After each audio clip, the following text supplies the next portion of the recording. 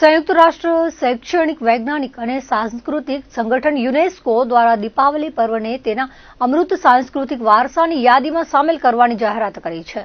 આ ગૌરવપૂર્ણ જાહેરાતની ઉજવણી રૂપે બુધવારે રાત્રે ભુજ ખાતે આવેલું સ્મૃતિવન દીવડા અને રંગોળીથી સજ્જ થઈ ઝળહળી ઉઠ્યું હતું.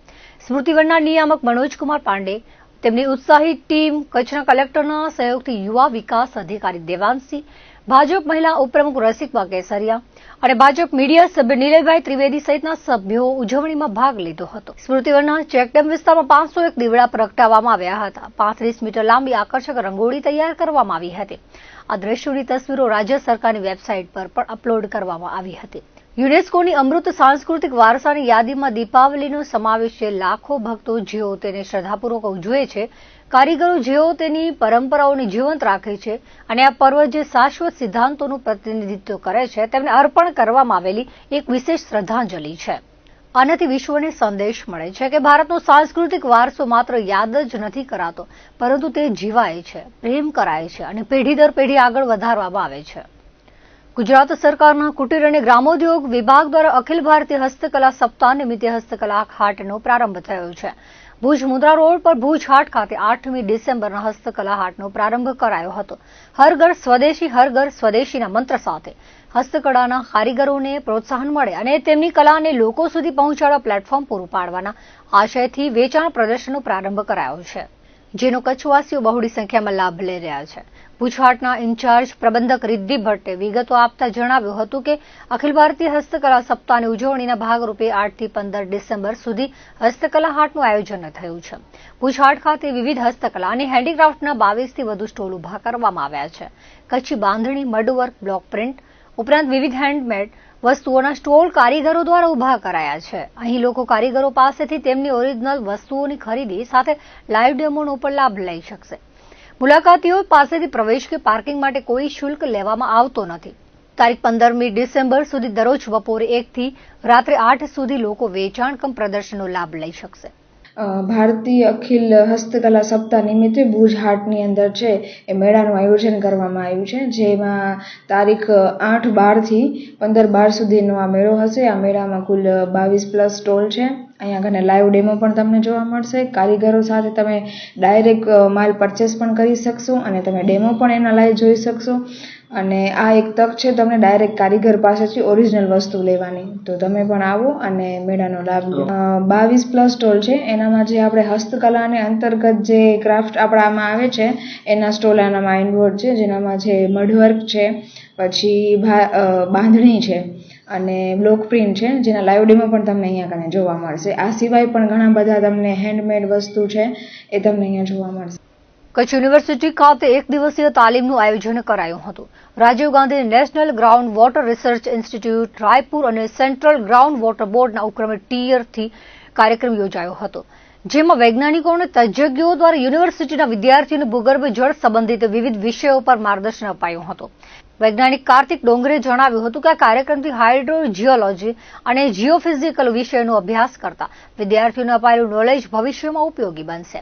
સેન્ટ્રલ ગ્રાઉન્ડ વોટર બોર્ડ દ્વારા થતી સંશોધન પૃથ્થકરણની કામગીરી અંગે સમજ અપાઈ હતી. સાથે જ કચ્છમાં ભૂગર્ભ જળની સ્થિતિ અંગે થયેલ સંશોધન, જળસ્તર ગુણવત્તા અંગે થયેલ રિસર્ચની માહિતી અપાઈ હતી. આ ઉપરાંત આ ક્ષેત્રના ઉપયોગી ડેટા મેળવવા પબ્લિક ડોમેનથી અવગત કરવામાં આવ્યા છે, જેથી આ નોલેજ વિદ્યાર્થીઓને સ્થાનિક પડકારોને હલ કરવા અને આગળના અભ્યાસમાં ઉપયોગી થશે. આ કાર્યક્રમમાં વૈજ્ઞાનિક કરમસિંહ રાણા, યુનિવર્સિટીના registrar doctor Anil Gor, geo science વિભાગના dean professor Subhash Bhanderi, doctor GM Patel, doctor Mrugesh Trivedi, Ankit Vishwakarma वगैरह हाजिर रहा था.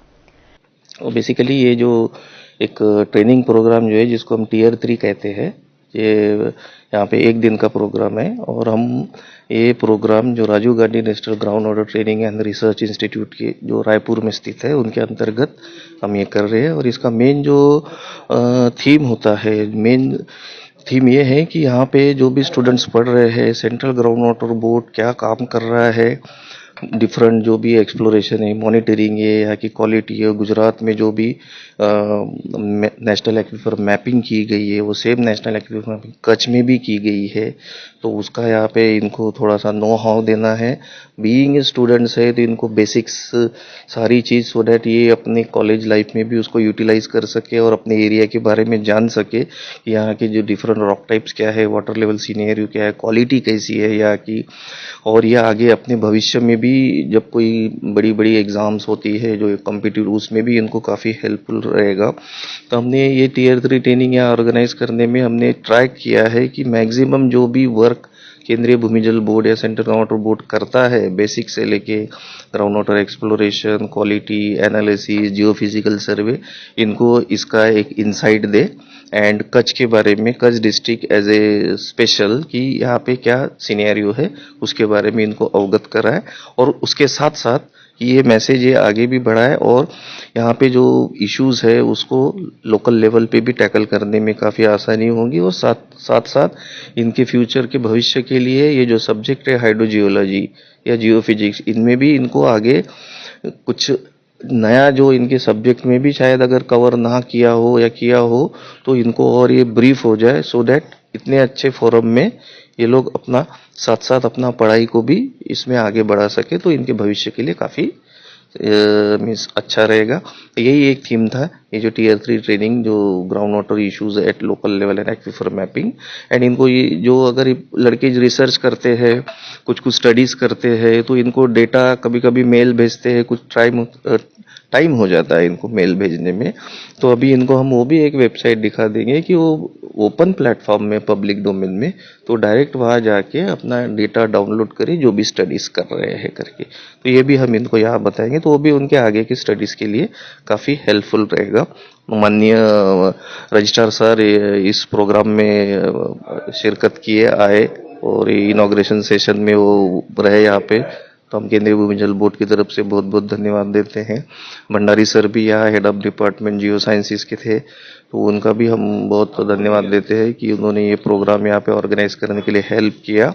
एंड सारे स्टूडेंट्स को इन्होंने प्रिपेयर किया है कि इस ट्रेनिंग सेशन से जितना मैक्सिमम हो ये ग्रास्प करें, अपने डे टू डे लाइफ के लिए में भी यूज़ करें और अपने फ्यूचर कैरियर लाइफ में भी ये सब्जेक्ट जो पढ़ाया गया उसको यूज़ करें।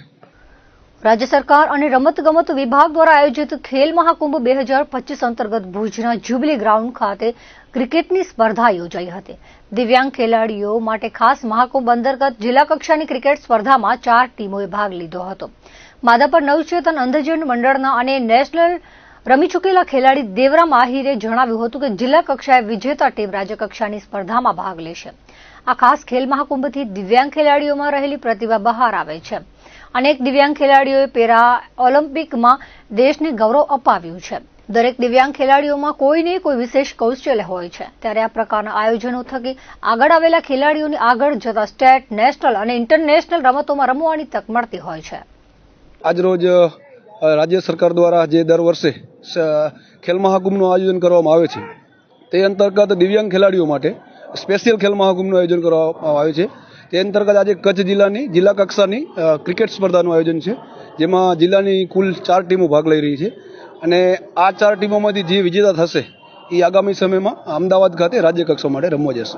આ ખેલ મહાકુંભથી તો પહેલું તો એવું છે કે આપણે જે રમતગમત ક્ષેત્રે ખેલાડીઓ આપણા પેરા ઓલિમ્પિક સુધી જતા હોય છે, તો એના દ્વારા આપણને એક પ્લેટફોર્મ પૂરું પાડવામાં આવે છે કે જેથી ખેલાડીઓ અંદર રહેલી શક્તિઓ બહાર આવે અને આગળ આપણે સ્ટેટ લેવલે અને ઇન્ટરનેશનલ લેવલે આપણે આપણું પ્રદર્શન આપી શકીએ। આ દિવ્યાંગમાં એવું છે કે ઘણી વખત એવું લાગતું હોય આપણને કે નોર્મલ લોકો જ આ રમતગમત રમી શકે અને કરી શકે, પણ એવું નથી હોતું। ઘણી વખત ભગવાને આપણને એક કંઈક અંગ ઓછું આપ્યું પણ આપણી અંદર બીજી કોઈ શક્તિ આપી હોય, તો દિવ્યાંગ ખેલાડીઓ આપણે આજે ઘણા બધા નેશનલ ઇન્ટરનેશનલ લેવલે રમે છે।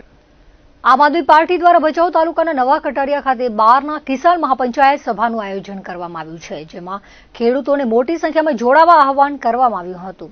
આદિપુર ખાતે પ્રેસ કોન્ફરન્સ યોજાઈ હતી, જેમાં આમ આદમી પાર્ટી ગુજરાતના કાર્યકારી પ્રમુખ કૈલાશદાન ગઢવી અને પૂર્વ કચ્છ આમ આદમી પાર્ટીના અધ્યક્ષ ડોક્ટર કાયનાથ અંસારી આથા દ્વારા ભચાઉના નવા કટારિયા ખાતે 14 ડિસેમ્બરના બપોરે કિસાન મહાપંચાયત સભામાં ખેડૂતોને જોડાવા આહવાન કર્યું હતું। આપણે જાણીએ છીએ કે કયા રીતે આ ભારતીય જનતા પાર્ટીની ગુજરાતની સરકાર ખેડૂતો વિરુદ્ધ, ખેડૂતોના હક વિરુદ્ધ, ખેડૂતોની જમીન કબજા કરવા માટે અને ખેડૂતોની જમીન માટે ટાવર લાઈન, પાઇપલાઈન બી કાઢવા માટે ખેડૂતો પર અત્યાચાર કરી રહી છે. અને એ અત્યાચારના કારણે આજ ખેડૂતો બેચારા થઈ ગયા છે. અને બેચારા થવાના પાછળ સરકાર, કંપનીઓ અને પોલીસ આ ત્રણનો ગઠબંધન છે. એ ગઠબંધનના કારણે મોટે પાયે ખેડૂતો પર અત્યાચાર કરવામાં આવી રહ્યો છે, બેન દીકરીઓ બધે હેરાન કરવામાં આવી રહ્યું છે. અને આમ આદમી પાર્ટી જે સદાય કિસાનો, યુવાનો, જવાનો, મહિલાઓ માટે, કર્મચારીઓ માટે, શ્રમિકો માટે કામ કરતી હોય છે, એ આમ આદમી પાર્ટીએ નિર્ણય લીધો છે કે અમે કચ્છમાં થતા ખેડૂતોના અન્યાય સામે લડાઈ લડશું. અને એમાં મોટે પાયે અમારા સમસ્ત ગુજરાતના બધા નેતાઓ, આમ આદમી પાર્ટીના બધા નેતાઓ કચ્છ પધારી રહ્યા છે. અને ખાસ જે વાંઢિયા ગામની આજુબાજુ ખેડૂતો પર જે અત્યાચાર થઈ રહ્યો છે, या समस्त कच्छમાં ક્યાંય પણ ખેડૂતોને ઉપર જે અત્યાચાર થઈ રહ્યો છે, પાઇપલાઇનનો જે ઇસ્યુ છે, વાયરિંગના ઇસ્યુ છે, ટાવરના ઇસ્યુ છે, એના વિરુદ્ધમાં ટેકો આપવા માટે અમે અહીંયા મોટે પાયે આંદોલન કરવા જઈ રહ્યા છીએ. મોટી સભા જેનો આમંત્રણ અમારા આમ આદમી પાર્ટીના નેતાઓ ગામડે ગામડે જઈને, ઘરે ઘરે જઈને આમંત્રણ આપી રહ્યા છે. અને મોટી સભા અમે કચ્છમાં કરવા જઈ રહ્યા છીએ. અને એ બાબતમાં બાકી માહિતી જે છે અમારા પૂર્વ કચ્છના प्रमुख डॉक्टर कैनत अंसारी आपने आपसे. आज की ये महत्वपूर्ण पत्रकार परिषद इस मुद्दे पर है कि हम लोग किसान महापंचायत का आयोजन करने जा रहे हैं. किसानों पर जो अत्याचार हो रहे हैं, उन लोगों के साथ जो पुलिस मिलकर उन पर जो दमन हो रहा है, उसके विरुद्ध आम आदमी पार्टी हमेशा सक्रिय थी और आगे भी हमेशा सक्रिय रहेगी. तो हमने एक महापंचायत का आयोजन किया है जो 14 दिसंबर को नवा कटारिया में राजल धाम पर होने वाली है, दोपहर को 3 बजे. इसमें हमारे जितने भी टॉप लीडर्स हैं, ईशुदान गढ़वी, गोपाल इटालिया, मनोज सोरठिया, हेमंत भाई खवा, ब्रिजराज सोलंकी, युवराज सिंह, ये सारे लोग आने वाले हैं. हम सारे किसानों को आह्वान करते हैं कि बहुत बड़ी संख्या में वहां आइए और अपने मुद्दों की, अपनी जो तकलीफें हैं उनकी रजूआत करिए. और वो रजूआत हम सेक्रेटरीट तक लेकर जाएंगे, ऐसा हमारा प्लान है आगे जाके. और हम सारे किसानों पर हो रहे अत्याचारों के खिलाफ बहुत मजबूती से लड़ना चाहते हैं. દર્શક મિત્રો, આ હતા અત્યાર સુધીના કચ્છ ઉદર ટીવી ન્યૂઝ. ફરી મળીશું નવા સમાચારો સાથે, નવી અપડેટ સાથે. ત્યાં સુધી મને રજા આપશો. નમસ્કાર.